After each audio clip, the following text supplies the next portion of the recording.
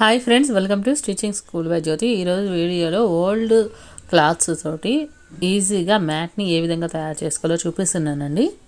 ఎక్కువగా కట్ చేయటము లేదా ఎక్కువగా కుట్టడం లేకుండా చాలా ఈజీగా ఇలా తయారు చేసుకోవచ్చు. ఇక్కడ నేను నైట్ ఫ్యాంట్స్ ఉంటాయి కదా జెంట్స్వి, సో అట్లాంటి ఫ్యాంట్ ఒకటి తీసుకున్నాను.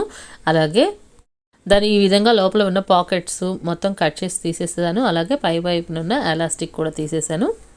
ఈ ప్యాంట్ అనేది చాలా మందంగా ఉంటుంది కాబట్టి నేను 2 మడతల వరకు తీసుకున్నానండి. అలాగే మనకు కావాల్సిన షేప్లో కట్ చేసుకున్నాను.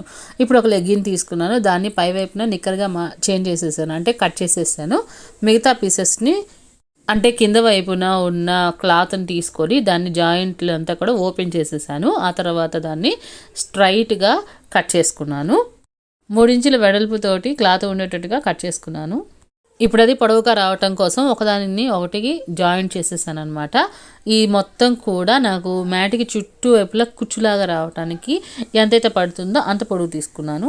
స్క్వేర్ షేప్లో ఉన్న క్లాత్ని రెండింటిని కూడా రివర్స్లో పెట్టుకున్నాను అనమాట. ఆ తర్వాత లెగ్గిన్ క్లాత్ని కుచ్చుగా పెట్టుకోవటం కోసము లోపల వైపుకి పెట్టాను. అంటే 2 మెయిన్ ఫ్యాబ్రిక్ల మధ్యలో ఈ విధంగా కుచ్చు కుట్టడానికి ఉపయోగించే క్లాత్ని పెట్టుకున్నాను.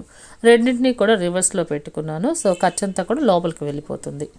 దీన్ని ముందుగానే మనం కుచ్చు కుట్టుకోవచ్చు, లేదంటే ఇలా కుట్టుకునేటప్పుడే మధ్యలో కొంచెం మడత పెట్టుకొని కూడా కుట్టుకోవచ్చు. మీరు వీడియో కనుక చూస్తుంటే మీకు అర్థమవుతుందండి. ఆ తర్వాత ఇట్లా నలువైపులా కూడా కుట్టేసేసి చివరిలో కొంచెం వదిలేసాను అనమాట. ఇప్పుడు దీన్ని మొత్తం కూడా రివర్స్ చేశాను. అయితే ఈ లెగ్గిన్ క్లాత్ని మనం యాడ్ చేసుకునేటప్పుడు నేను ఫ్రిల్స్ లాగా, అంటే కొంచెం చిన్న కుచ్చులాగా పెట్టుకున్నాను. దీన్ని తిరగవేసుకునే ముందర ఈ కార్నర్స్లో ఉన్న క్లాత్ని ఈ విధంగా కట్ చేసుకున్నట్లయితే మనకి కార్నర్స్ అనేవి పర్ఫెక్ట్గా వస్తాయి.